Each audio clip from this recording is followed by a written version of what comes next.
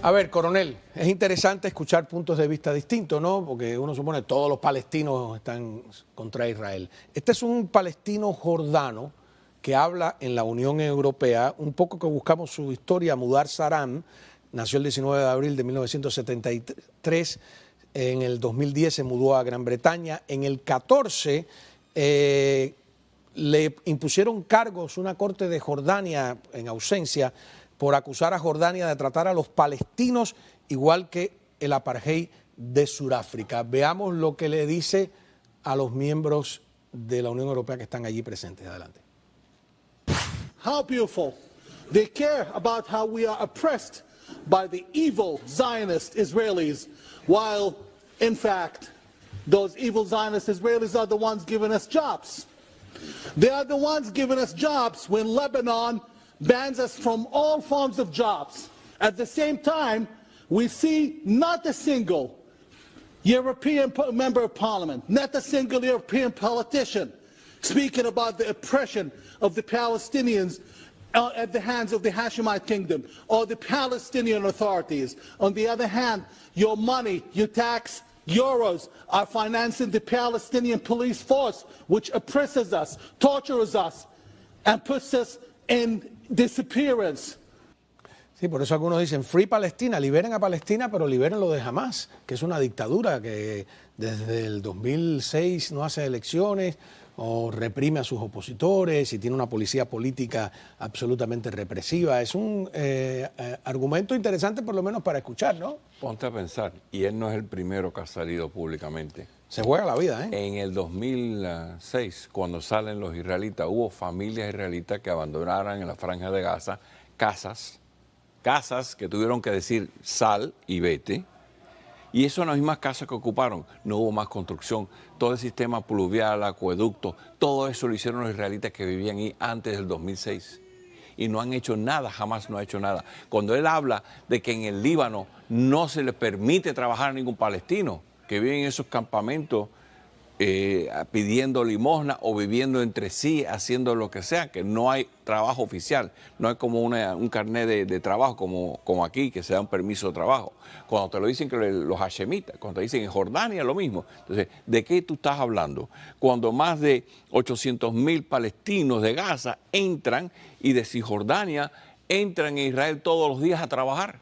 Entonces, esos son la gente que nos están esclavizando. Sí, porque fíjate, yo, al menos de mi parte, no es que estemos intentando decir que los israelíes son mejores que los palestinos. Nadie es mejor que nadie en el mundo. Lo que sí es mejor es el sistema israelí, que es un sistema democrático y de libre mercado, con toques socialistas, porque los kibbutz, las cooperativas socialistas, son un socialismo democrático. Una agricultura socialista. Es un sistema, es lo mismo que pasa entre el comunismo y las sociedades abiertas, ¿no? Como le diría Karl Popper, que son mejores porque producen, porque prosperan, porque otorgan libertades, y el otro sistema es el que no es mejor. No se trata de que los israelíes sean mejor que los palestinos, se trata de que el sistema democrático que hay en Israel es mejor que el sistema opresivo que hay en la Franja de Gaza o incluso en Cisjordania. Vamos a escuchar más de este palestino jordano hablándole a los europeos en su idioma.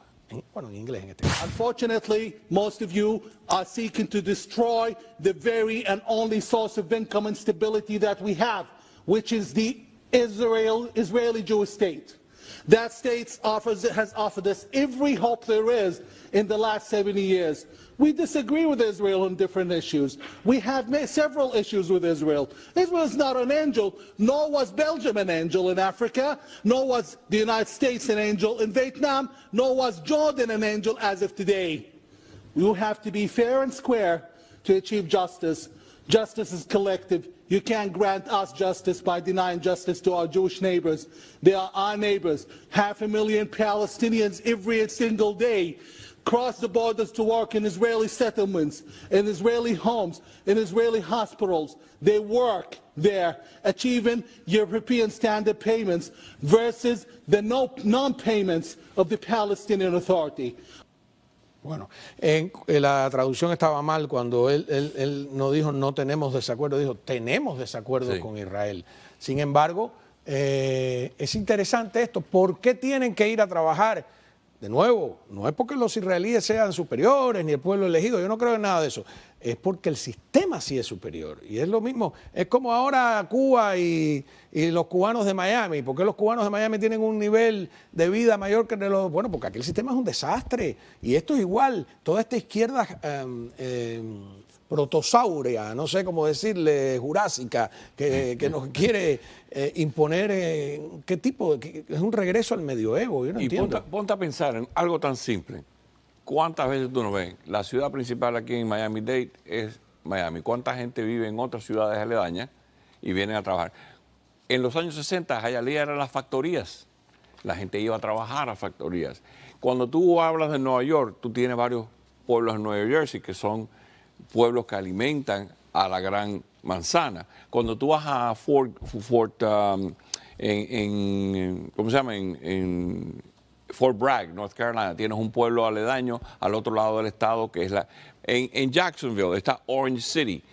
Eso ocurre a nivel, olvídate de la política, hay muchos lugares, como tú dices, que están mejor desarrollados de infraestructura, política, gobernanza, y los pueblos se alimentan y van a trabajar y vuelven. Lo mismo ocurre aquí en Palestina. Nada prueba mejor eso que usted está diciendo que lo que ocurrió en el siglo XX entre las dos Alemanias.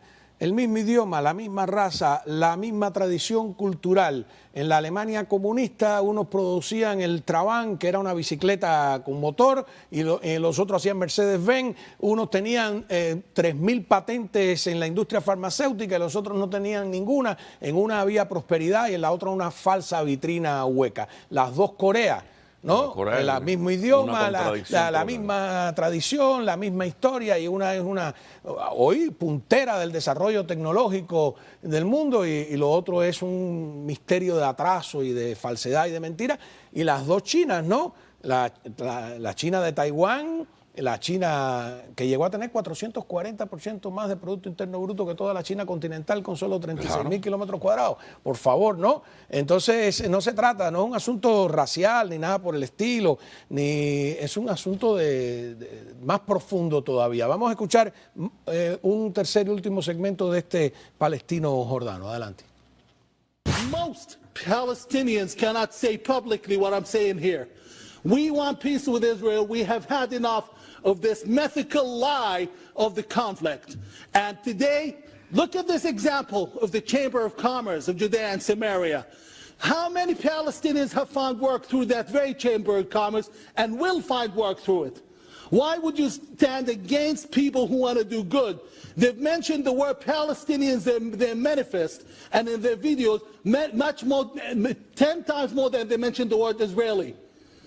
Standing against them is standing against us. Our interest is Israel's interest. We will only thrive when Israel does, and Israel will only thrive when we do. Fíjate qué frase, enfrentarse a ellos es enfrentarnos a nosotros mismos, ¿no? Nuestra prosperidad pues está íntimamente relacionada con la prosperidad de ellos, o sea, podemos perfectamente convivir, y eso es lo que quienes han aplaudido y justificado la masacre que ocurrió, yo no la veo la justificación por ningún lado, ¿no? Ponte a pensar, y hay un trasfondo ideológico, lo volvemos a decir. Pero ponte a pensar ahora, el futuro de Cuba, un país con 11 millones de habitantes, aislado totalmente, con unas necesidades tremendas de reconstrucción, todo, sistema eléctrico, sistema pluvial, todo. Hay lugares de La Habana que parecen Gaza, que se están derrumbando los edificios. Cuando tú te pones a pensar... No ha hecho falta un bombardeo. No ha hecho falta un bombardeo. ¿Quién es el país más adecuado? Por geografía. Es como si ocurriera esto entre México y Guatemala, ocurriera esto entre Canadá y los Estados Unidos. Lo mismo ocurre con los palestinos. Los palestinos, 2.1 millones de palestinos que están en Gaza, más los otros tantos que viven en Cisjordania, tienen esa interdependencia de trabajo. ¿Por qué hay 25.000 obreros agrícolas de Tailandia en Israel? Porque no dan abasto, no dan suficiente. Y así por el estilo. ¿Por qué en Medio Oriente toda la vida ha habido gente de otros países? Porque no, el trabajo mínimo, o sea, el trabajo plebeyo, pobre, lo tienen que traer extranjeros.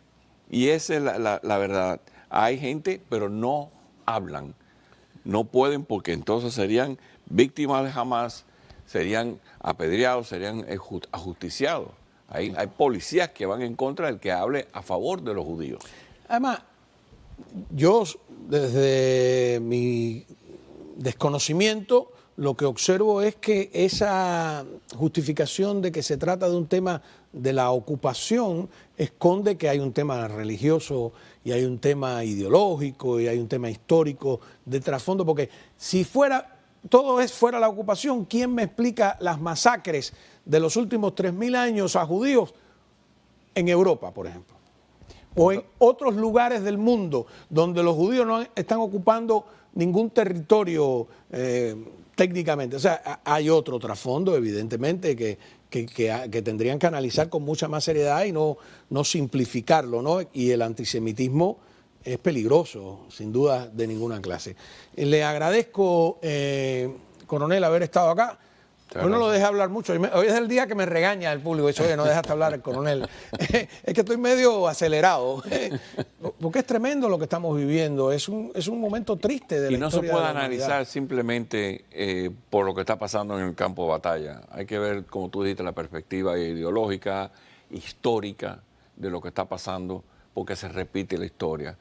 Parte de la razón por qué los nazis odiaban a los judíos es porque controlaban la banca, eran los mejores mercaderes, eran los mejores artesanos. Porque hacía falta un enemigo. Hacía falta un enemigo. Siempre hace falta un enemigo. Eso es un cuento chino. Una pregunta, si me permite la producción, usted que ha estado en la guerra y que además ha sido especialista en estrategia, ¿hay alguna guerra donde le han pedido a una de las partes que permita que su enemigo adquiera suministros?